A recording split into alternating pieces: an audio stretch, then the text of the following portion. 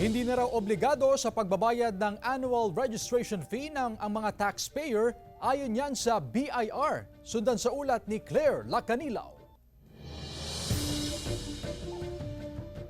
Simula January 22 ngayong taon, hindi na obligadong magbayad ng annual registration fee ang mga taxpayer, ayon sa BIR Kalasyaw District Office.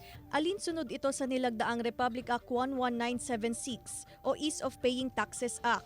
Pag magpaparehistro na sila ng business, is wala na silang registration fee na babayaran. And ganun din sa mga registered na, yung mga registered na yung negosyo nila. So, yung yearly na binabayaran nila na registration fee is mawawala na rin yun. Ikinatuwa ito ng mga taxpayer.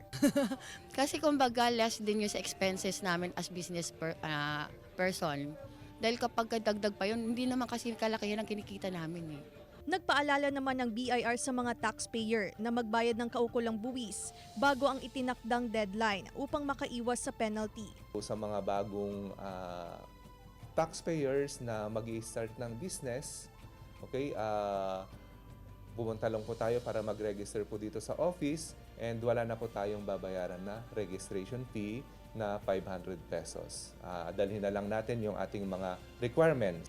Claire Lacanilaw, 1 North Central Luzon.